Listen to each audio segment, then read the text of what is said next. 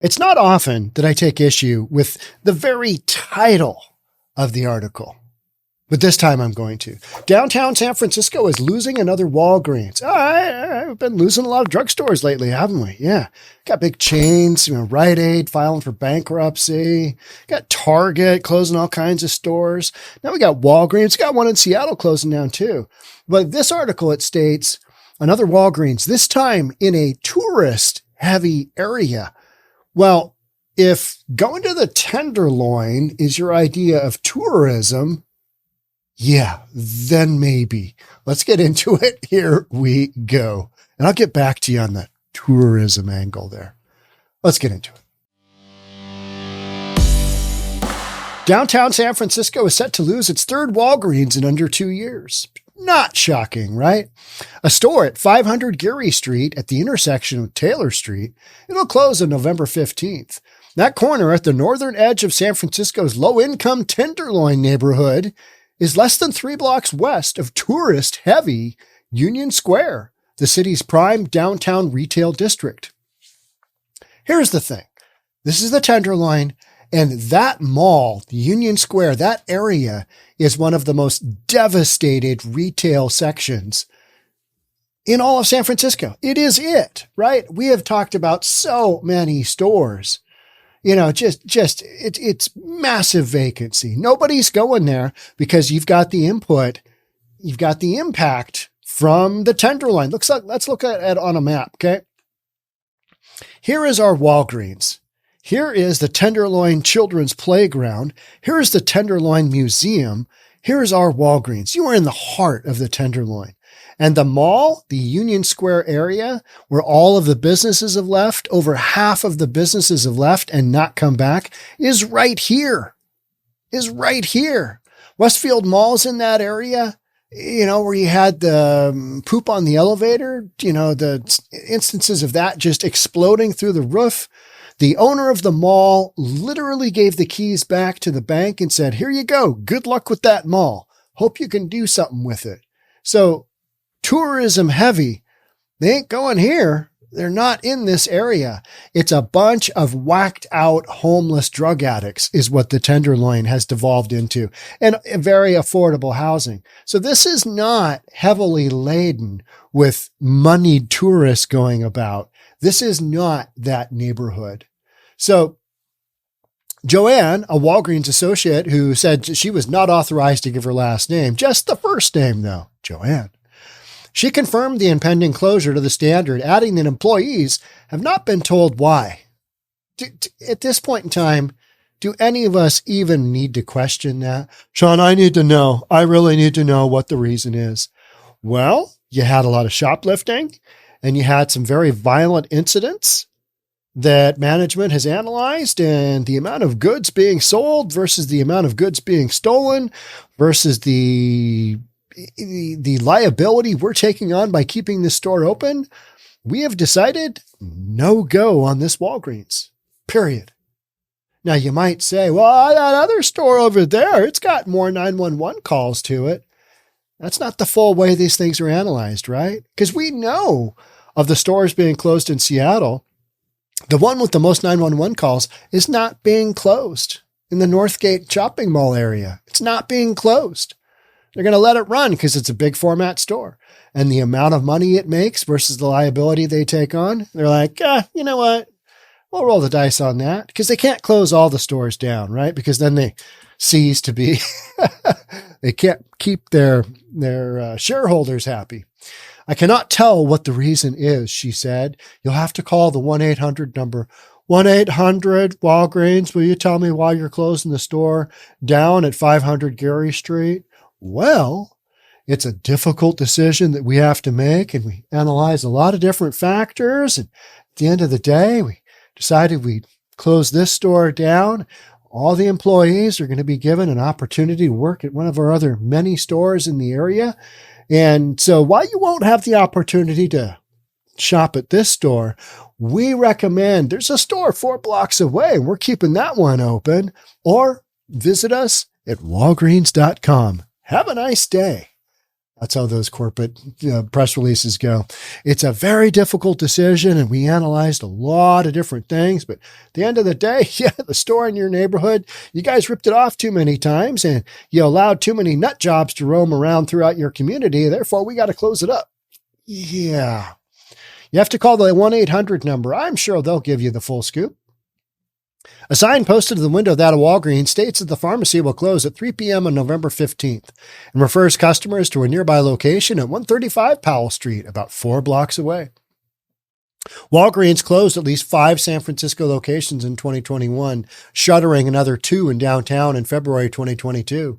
The company currently operates approximately 40 stores in San Fran, some of which have been sites of numerous high-profile episodes of shoplifting and violence. I think a lot of this has come down to just straight up liability on violence. I really do. Last week, for example, 8 masked thieves allegedly brought a wagon into a Geneva Avenue Walgreens and filled it with merchandise, only for the San Francisco Police Department to apprehend 6 of the subjects. Let's take a little peek-see at that. Yeah, they brought a wagon to the store. Cops were waiting for them. Okay. So the police chief said the thieves also brought a baby to Walgreens. Let's take a quick peek at that. What's that look like? Group of masked San Francisco Walgreens shoplifter suspects who brought a wagon with them to a raid on the store also had a baby with them. The way baby was given up to Child Protective Services. I mean, just the depravity of whom you've got robbing these stores and their inability to basically function as responsible human beings. Hey, we know we're going to go jack the store. Let's take the baby with us. I mean, that's a good idea. We're not going to really put the baby in harm's way because everybody knows we're just going to go in there with a cart, with a wagon, load it up, bring the baby, and why not? It's a good family outing. Nothing says bonding, as a family like shoplifting. In April, alleged shoplifter Banco Brown was fatally shot by security guard Michael Earl Wayne Anthony at a Walgreens on Market Street. Isn't that what number 45 was saying? Hey, if I get elected, gonna shoot the shoplifters. Little extreme, but I get where he's headed, right? The killing, which led to large-scale protests and demonstrations, spurred Superintendent Dean Prison for Preston to introduce legislation at the San Francisco Board of Supervisors restricting security guards from drawing firearms in some circumstances. And that is why Elon Musk called for Preston's imprisonment. Prison for Preston. Couldn't agree more, Elon. I think that's genius. Preston subsequently left the platform. He felt too much hate rage on X, formerly known as Twitter. And the full Board of Supervisors passed the legislation unanimously. What a bunch of morons. You're just going to let people run through your stores. This corporate's going to close them up like this Walgreens. And then you'll be stuck answering your constituents. Why don't we have any more drugstores left here? Where'd all the drugstores go? God, there's no drugstores for miles and miles and miles. What happened? We are in a drugstore desert. There's a lack of drugstores. What happened? Right? This is what happened. This kind of silliness. San Francisco, you are getting what you paid for. With jokers like Prison for Preston, yeah, you're continuing to head down Crazy Chain Road. And yet everybody's like, well, we need things to change. Well, with guys like that on your Board of Supervisors, yeah, you're just going to keep going in the right direction. I hope that this works out for you because this is what you voted in and this is what you're getting, right? I know you've got, San Fran's got the Pamela Price recall going on, Alameda County. So she's the district attorney for the entire county. You got a recall going on there. And same exact thing. You elected County of Alameda, California, where San Francisco is. You elected a district attorney whose basic premise is we're going to revolutionize the justice system. We're not going to incarcerate anybody. We're going to divert everybody and we're going to leave all these criminals out on the streets. So that's what you get. And then all of a sudden you're like, our public safety standards aren't being met. The streets of San Fran are getting really lawless. Huh. Yeah. Well, let's get the district attorney out of there, even though she's doing exactly what she said she would do. So, you can't have it both ways. I see the exact same thing in Seattle, same thing in Portland, same thing in San Fran. You got a bunch of nut jobs running your cities. And then you wonder why. You get nut job, stuff like this. Hey, Walgreens is closing up. Huh, Walmart's closing up all the stores. REI is closing up all the stores. Huh, Rite Aid, go bankrupt. Some of this stuff does have to do with the retail apocalypse.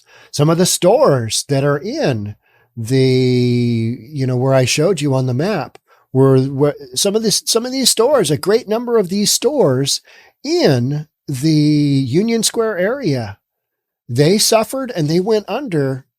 Combination of street conditions are horrible, which means there's not enough people walking around. It's not a tourist heavy area. On top of their business model is no longer viable, meaning you've got the Gap, which, isn't making money. They're not selling enough clothes. You've got too many competitors in that marketplace. You even got like Victoria's Secret. I released a Victoria's Secret podcast this morning, Victoria's Secret, and I was very non-judgmental. But man, guys like Tim Pool and Salty Cracker, they went in and basically said, yep, obese fat women, nobody wants to see them in lingerie. Victoria's Secret finally realized it. And so now they're going to change their woke approach and go back to regular chicks that look somewhat normal. They're going to be modeling the Victoria's Secret wares moving forward. It's kind of one of these, deals where, oh, you mean having, Dylan Mulvaney market Bud Light wasn't a genius move? Huh. Interesting. I mean, I thought that would have worked out. Having big, heavy models that, somebody referred to as linebackers isn't going to sell women's underwear and lingerie. Oh, interesting. Yeah. Because women want to know, what does it look like on somebody more attractive, more in line with where they sit? That's what I'm told. That's what I'm told in the comments anyway, right? I know as guys, we're like, yeah, don't give me the big one. Give me the more normal looking one. That's kind of what we think, right? Because we're very simple when it comes to that. Does that look good? That does. Give me that one. Yeah. It just, we're super simplistic when it comes to that kind of stuff. But the fact that you've got so much policy going on that's constricting, the immediacy of these markets kind of tells you that it's not only, San Francisco in general, but you've got some real constraints out there with Amazon just crushing retail during the pandemic and all these stores coming out of this. Walgreens got to close some down. Rite Aid, going bankrupt. Victoria's Secret brought in their new CEO. They went down a woke, get woke. Let's see if we go broke. And they did. Their sales are way down. Their CEO that they held responsible for that woke period lasted like 6 months. Now they're going to rebrand with normal looking women, not transgender stuff. Let's go back to the basics. Okay. I think that'll work out. Wild stuff, right? So this is not located in one of those areas where you've got just a ton of people walking around. This is in the Tenderloin. And that's the bottom line here, is that Walgreens, they're looking around going, good Lord, what's going on here? You got just a bunch of walking zombies. Let's close down the store. And that's what happened. So you don't need to call your 1-800-Walgreens to get that kind of info. Just look at a damn map and go, oh, yeah, Tenderloin. It's anywhere close to the Tenderloin. That's a no-go. The other area that is a massive no-go, and we'll look at it here for just 1 second, is anywhere in the financial district. In here is a no-go. Anywhere in the financial district is a no-go because there's not enough people working in downtown to make it go for a lot of these stores. Just that simple. Doesn't take a genius. Even a real estate guy from Seattle can tell you that much. All right. Thanks so much for being here. I'll catch up with you in the next one. Bye for now.